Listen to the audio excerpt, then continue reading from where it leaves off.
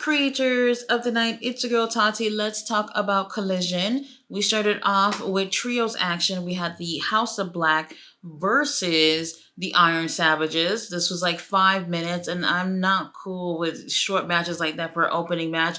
When you start off a show, you kind of do want to start off strong. This is really the way to set the tone for the rest of the show. At least it should be. Now, after the House of Black end up taking the win, we do have FTR who come out. FTR will be facing the House of Black to qualify for possibly being in the tag team match at Full Gear. So you guys already know House of Black has 3 members. Which one of these members are going to be facing FTR?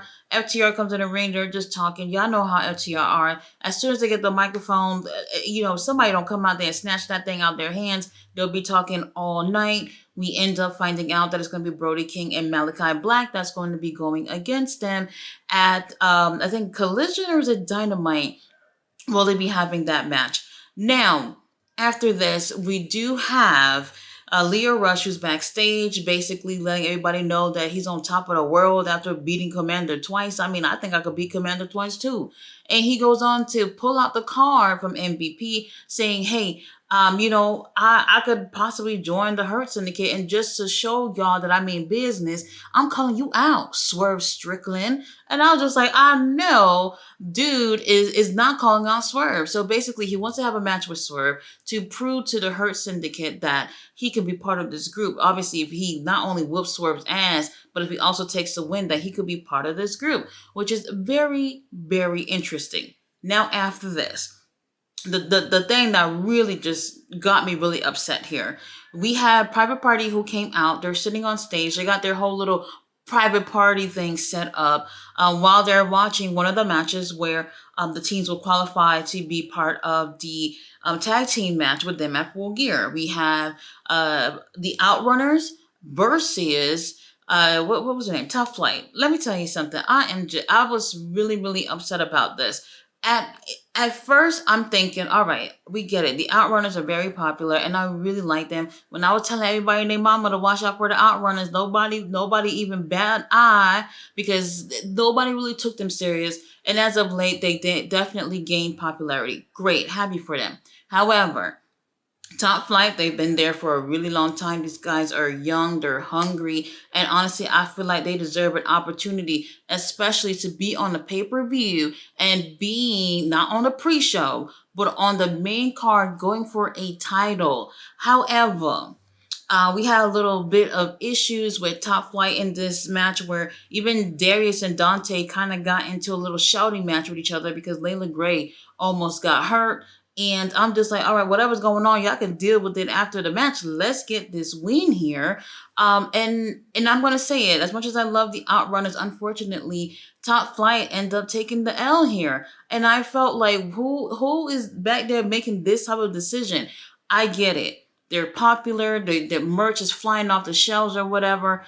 Cool. However, why not give these? This is the thing. With Private Party winning the tag championships, I kind of felt or wanted to feel like there's going to be a reset with the tag division, especially giving these younger teams, these teams that have not had opportunities to, go for these titles, to be in pay-per-views and go in the ring with Private Party. And honestly, I was really disappointed to see that they didn't end up taking the win. And Top Flight, I feel like they've done a lot in this company, and they're definitely working really hard. And it just seems like no matter what they do, they're even further away from these tag titles. But congratulations to the Outrunners. They are going to actually be on the main card of an AEW pay-per-view. Now, after this, we do have the Acclaim. They're backstage just talking. And honestly, I'm over this group. I really am. I feel like it's time for them to split. However, they do have a match coming up to also possibly qualify to go for the tag titles at Full Gear. They'll be going against LFI, which will be Rouge and Beast Muertos. Now, while they're over here yapping backstage, we do have the Hurt Syndicate that come out there, and MVP says to Max Caster that, hey, your dad, he was in the LFL and he's even won a championship. So you over here pretty much doing nothing with your life. Why don't you, consider, since we gave you that car, maybe coming over to us? And honestly, MVP, Max Caster has nothing to offer that group. I'm just gonna say for everybody, I wouldn't be doing it. Now, before we do have Max Caster even saying anything, Anthony Bowens let them know that they are just not interested. And to be honest, Anthony, I don't think they're interested in you. Now, after this, we do have one of them foolishness. So, if Roderick Strong win 3 matches, he gets to go against MJF. And if we do have the same with Adam Cole, then he'll also be facing Adam Cole and MJF, but in a triple threat match at Full Gear, the match that nobody gives a fuck about. Now, Roderick Strong, Beast Muertos, they are in the ring. Beast Muertos is looking conflicted because honestly, I think he actually likes Roderick Strong. But we did, we have him with LFI. LFI is pretty much like, hey, look, there's no friendship, there's no nothing, only family. Whoever's in our family is all we watching out for. And Roderick Strong is not family. So, Beast Muertos seemed conflicted at first, but then he's like, you know what? I gotta get this win. He goes on and beat the shit out of Roderick Strong. But Roderick Strong is great too, so he is definitely holding his own. And even when it seems like Beast Muertos has a moment where he can actually take the win, he is feeling conflicted again, and that changes the whole trajectory around this match. And then Roderick Strong ends up taking the win. Now, I didn't mind this in terms of Beast Muertos seeming to be conflicted. Yeah, he's supposed to be a monster, but at least we know he has a heart and he has some type of feelings. But later on that night, we do have LFI and even Jake. They're pretty much letting Beast Muertos know that, hey, whatever you feeling or whatever about these guys, the Undisputed Kingdom, is over. All you need to be worried about is family, and no matter what, we got you. Everyone else, just kill them. Don't worry about liking anyone else. Now, we also have Mariah May, who, she looks great. She is beautiful. However, girl, we're bored. And I'm going to say it again. Tony Storm's timeless Tony Storm gimmick is a tough act to follow, and I wish we could just do more. She doesn't have to be anything like that, but I wish there was something more that we can do to really make her feel like she's a really great choice to be champion after Tony Storm. Now, she goes on to cut a promo, and then at the end, she's going to say, when people ask who killed the women's division, I'm going to say it's me. And I'm just like, is that a good thing that you're saying that? I have no clue. After this, here is Anna Jay, who is backstage with Lexi Nair, and Anna Jay is basically saying that I beat her before, but I know I can beat her again. I want to have a no disqualification match or 2 out of 3 falls match, something of that sort. Long story short, she wants another fucking shot at the championship. And I'm just like, oh my God, I don't know if people actually want to see this. And the reason why is because she had an eliminator match. She won that. Then she had a chance to go for the title, lost that. And it's like, we're going to go at it again on Dynamite. I don't know if people are excited about this. After this, we do have Chris Statlander versus local talent. She wins in like 3 moves. And I'm not feeling it. I'm not feeling it. The only women's match and it's done in 3 moves. What are we doing, Tony Khan? I'm not feeling this at all. After she wins, CEO does come out there, hit her with a backstabber, put in the bank statement, and Statlander looks compromised at this point. I can't wait to see what happens between these two. I think they're going to have a really great match at a Full Gear. I'm actually looking forward to seeing that match at the pay-per-view. Now, after this, we do have Action Andretti versus Jackson Perry for the TNT Championship. And I'm just like, when did this get set up? There's no, Jackson Perry, I think he's very capable. He's another one of those situations where I was like, a young guy getting the talent. They can't fuck this up, right? we have not seen much of Jackson Perry since he's won the title. And honestly, I feel like with his transformation, there's so much more that could be done with him at this point. And honestly, I feel like I'm hoping for more, but not necessarily getting that. Really great match between these really two talented young guys. But you guys know the TNT title's on the line. There's just no way Jackson Perry is going to end up losing this on a tape show for Collision. Now, after this, I am kind of wondering, like, what do we do? Because Leo Rush already talking about joining the Hurt Syndicate. He's probably not going to. We'll see. And then we have Action Andretti, who hasn't been happy with things as of late. The Top Flight lost an opportunity to go for the tag titles on a really big pay-per-view. I don't think that this group is going to last very much longer. But then again, I'm hoping, just hoping, that Moxley will probably take pity on these guys and just say, hey, we can use a few extra people in terms of an alliance for the Death Riders. And this would be maybe a good way to get these young guys who are kind of lost in the shuffle and do something with them, even if that means they have to be heels. We'll see if that ends up happening. Now, after this, we get a really excellent vignette of Julia Hart, who is a cheerleader, and she's performing in a football stadium. It's empty, but then you see this black figure, and it has the hat that Julia normally wears, and she's cheering. And it's kind.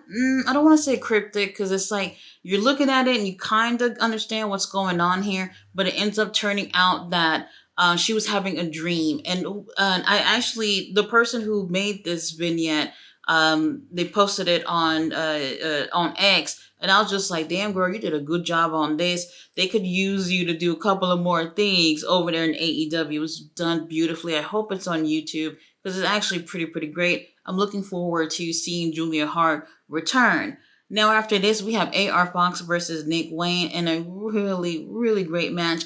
Nick Wayne, that jacket that you got coming out there where it's like half a sheet at the bottom of it. When I say half a sheet, I mean like some blanket somebody cut in half and put it. I don't know what it was. I see the vision, but I don't think it was executed that well with the overall look, but whatever. They have a really great match. I'm telling you, these guys, they've gone against each other before. They know each other, so the chemistry was really great. AR Fox, oh my God, this guy is just freaking amazing, and it's a shame that we don't get a chance to see him often. Now, here is the thing. Y'all know Nick Wayne just happened to remember about what happened between himself and Swerve when Swerve and AR Fox was part of the Mogul Embassy for like 2-3 weeks. And they had ended up going to his home and attacking him. So this was Nick Wayne getting his revenge and even taking the win here. And when they were done, Mama Wayne went into her jacket and pulled out a picture of AR Fox with when he was a child with his dad. And Nick Wayne ended up stapling that shit on the forehead of AR Fox, which was just absolutely gruesome. Is it over between the two of them? Honestly, I'm not sure. I was looking around just like, all right, AR Fox, let me see if your friend's gonna come out and help you. And apparently, AR Fox has no friends, so they end up leaving him in the middle of the ring with a stapled picture on his face. Not good. So now, before the main event, we do have MXM Collection that's been waiting to get a text back from Johnny TV. And they want to work with him. However, Johnny TV's just like, hey, next week I have a match. I forgot who he said it was. Like, was it Orange Cassidy or somebody I don't really care for. And he's going to be doing a match. And he goes, hey, I can't wrestle with you guys, but you guys can be with me ringside at that match. Interesting. We'll see what ends up happening with that. Now for our main event, we had the trios title on the line. We had the Death Riders versus the Conglomeration. So we end up having Ishii. We had Kyle O'Reilly. And who else is over there in that team? Pastor Briscoe. Yes, Pastor Briscoe. Really great main event. And I want to say this. I was very disappointed that we had, I want to say like 25 minutes left of the show. And they gave them that 25 minutes to put on the main event. That's not the problem. That's exactly how it should be because the main event is supposed to feel like a motherfucking big deal. What I was upset about was last week, Mariah May and Anna Jay only had like 7 minutes to have a main event. And that right there goes to show me what is important. The title was on the line last week with Mariah and Anna Jay, but that was not important to give it some time. Not even a full 10 minutes of them being in the ring last week for a main event. But however, the conglomeration, the Death Riders, they end up getting over 20 minutes to end off the show. And to that doesn't sit right with me. We need to be making groundbreaking changes when it comes to women's wrestling. And it's just like, why not treat women's wrestling the same way you do with everyone else? The women's title is the biggest title for the women, and you only gave them 7 minutes to be in the ring last week versus 20 plus minutes this week for the trios title. Come the fuck on. Now, really great match between both of these teams here. And Kyle O'Reilly, every time I see Kyle O'Reilly, I'm just like, this guy should be going for a singles title instead of playing around with the conglomeration. When it seems like, the conglomeration is probably going to take the win, which nobody believed. Marina Shafir and Moxley came out there and was just like, we're just going to shut this shit down. There's no reason why this should continue. Now they go out there and they're being a distraction. And Orange Cassidy come out there, and y'all know I just can't stand Orange Cassidy, but I guess it's fair. Orange Cassidy trying to make sure nothing happens with their friends. However, that does not keep the trios titles from changing hands. So we do have the Death Riders end up retaining. And yes, the conglomeration, the Death Riders are in a scuffle after the match. And this is when I realized that Marina Shafir, yes, she has like 2 keys on her neck that she's been wearing. But I don't know if this just started or not, but I realized today that the briefcase is also handcuffed onto her motherfucking wrist. And I didn't realize this because when she was beating up on Orange Cassidy, I was just like, well, why don't you just put the briefcase down or something? And that's when I realized that it's literally like a handcuff and a long chain for her to not just hold the briefcase, but so that if somebody wanted to take it from her, they're going to have to take her too. So, very interesting. They get into a scuffle, and at this point, we do have the conglomeration standing tall, which, I guess sometimes the good guys take somewhat of the win. And, the trios title didn't go anywhere, so we're okay with that. The storyline, I'm still invested. We still got to do more. The numbers game is definitely going to play a huge role in this story. The Death Riders don't have that many people within their group, and they don't necessarily have any support with anyone else outside of that group. Even some of the heel groups, we don't have what's their name? We don't have like LFI or any of those other heel groups, Don Callis family. None of them are actually inserting themselves in this situation, at least to help with the numbers game for the Death Riders. So this is why I said earlier with, Top Flight and Action Andretti, who are just losers right now, unfortunately. Y'all can take these guys and do something with them, even if that's just forming an alliance with them to help with the numbers game. Because honestly, at some point, it's just going to be like, all right, this group of people is not going to beat up the whole motherfucking company. We need to have some more people there. Guys, thanks so much for watching my review. I am a little bit frustrated with things. Sometimes I feel like in terms of AEW, they're not just making decisions long term. Sometimes I feel like they're making decisions short terms, and that plays a huge role when it comes to you having pay-per-views every 6 to 4 weeks, and it's just like, what can we do to make sure the next pay-per-view is great when you're not taking a look at months in advance and how we're gonna, go ahead and push people to the right place. And this is what happens when you have a team like Top Flight who's been there forever. And what they're going to do, they're going to wait forever to get these titles, or the next time when their contract is up, they're just going to say deuces and hit the door. And who is going to blame them and even other people in the company when things like that happen? We'll see each other again on Wednesday for Dynamite. Thanks for watching.